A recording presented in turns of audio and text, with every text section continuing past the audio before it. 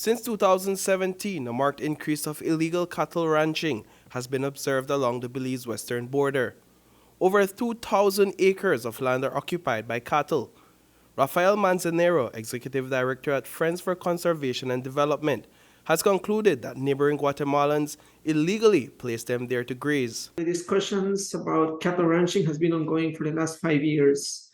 I can say at this stage that it has been an advancing activity that covers approximately 2,300 acres at this point, that we have measured in terms of the advancement of this activity in the Bacan, in Caracol, and the Chiquibul area. Most of the land within these reserves is considered to be harsh terrain, but this has not stopped enroachers from utilizing the land to rear cattle.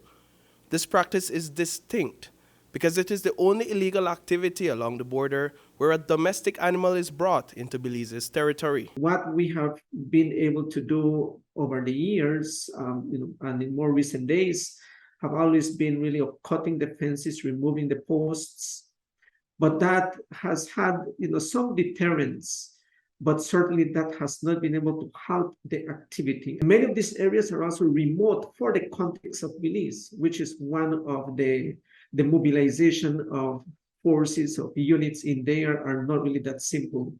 I think people really would want to believe that you can reach there on a vehicle. Well, that is not really the case. In fact, the discussions of bringing out the animals from there is really something that even cowboy would have the experience on the ground that it's not so simple really to just drag an animal out from there. Wandering cattle are taken away from the area by nearby residents on the Guatemala side. The cattle that remain are left to freely roam the reserve.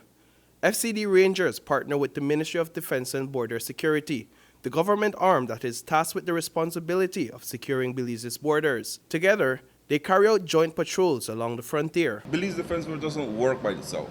So we do have other agencies that are working together with us. We have, in that area, we have the Archaeology Department, we have the Forest Department. We also have NGOs that work in that area. And they work with the communities on the other side of the border as well. So it's a effort that is not just being led by the Belize Defense Force.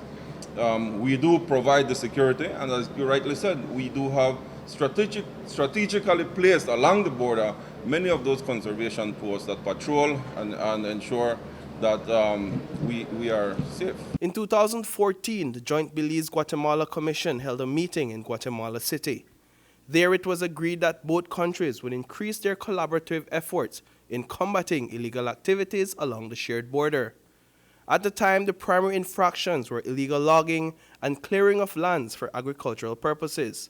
Former Minister of Foreign Affairs Wilfred F.C.D. Elrington is on record speaking about the outcome of that meeting. At the meeting, it was agreed as follows: to improve existing patrols and include joint coordinated military patrols. So there have been ongoing military patrols on both sides of the border. The Guatemalans patrol on their side, BDF patrol on our side, and then they meet up periodically.